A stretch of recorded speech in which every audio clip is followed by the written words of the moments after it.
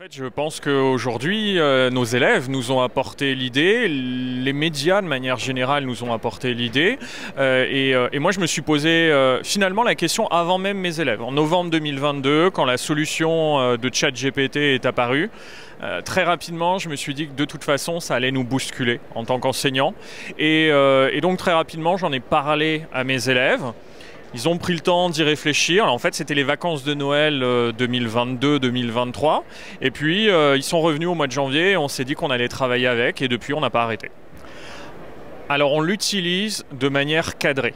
Les premières choses que j'ai faites avec les élèves, c'est de leur montrer, avec mon compte à moi, une projection en vidéoprojecteur, en leur disant « on vient de terminer un chapitre. Je pourrais vous donner un polycopier avec la synthèse du cours, je pourrais vous dicter une trace écrite, mais on peut aussi essayer de demander à une IA générative ce qu'elle en pense. » Et à ce moment-là, on montre en acte ce qui se passe, on montre les atouts, mais on montre aussi les limites, et du coup on fait de l'éducation. En leur disant voilà, ça vous va pas, ça respecte la consigne ou pas, les exemples sont-ils pertinents, sont-ils différents de ceux qu'on a donnés en classe, et donc là on fait de l'éducation en acte. Alors, on est plutôt sur l'utilisation d'un prompt. Alors il y a plein d'autres usages qui sont possibles, mais là avec mes élèves on est plutôt sur l'utilisation d'un prompt et on essaie de justement les faire réfléchir à la façon dont on peut poser une question pour avoir la réponse la plus pertinente possible. Et en faisant ça, on explique à nos élèves qu'il faut avoir compris la méthode, il faut avoir compris les critères de réussite pour espérer avoir une réponse qui correspond à ce qu'un enseignant de français, d'histoire-géographie, de mathématiques attend. D'ailleurs, j'ai trouvé qu'il y a eu un vrai cap qui a été passé ces derniers mois. Je vous le disais tout à l'heure, en décembre 2022, j'étais le premier à leur en parler. Ils sont revenus tout doucement.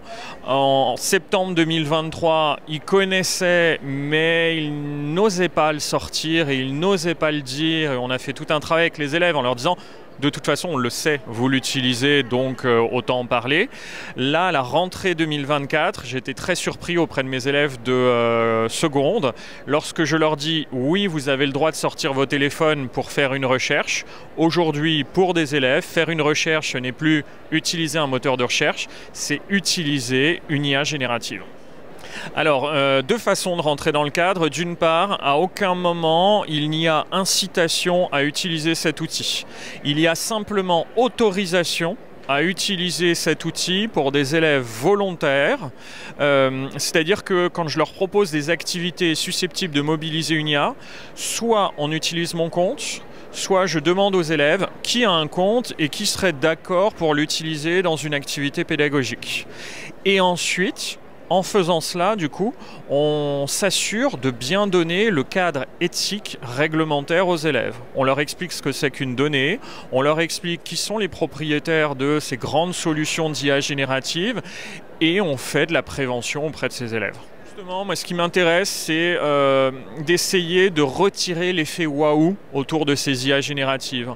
En le faisant rentrer dans la pratique quotidienne et en arrêtant de l'interdire et en faisant de l'éducation à l'intelligence artificielle, on amène petit à petit nos élèves à se demander avant de sortir l'IA s'ils en ont besoin ou pas.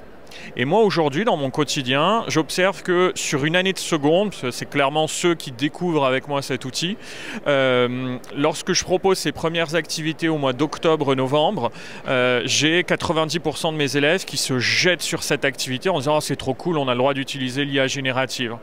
Puis au fur et à mesure de l'année, ils se rendent compte que c'est un outil parmi d'autres, que de toute façon moi en tant qu'enseignant, je fais mon job d'enseignant et je suis là pour les faire réfléchir et par conséquent il n'y a plus l'effet waouh, on l'utilise quand on a compris que ça peut être utile pour réaliser une activité.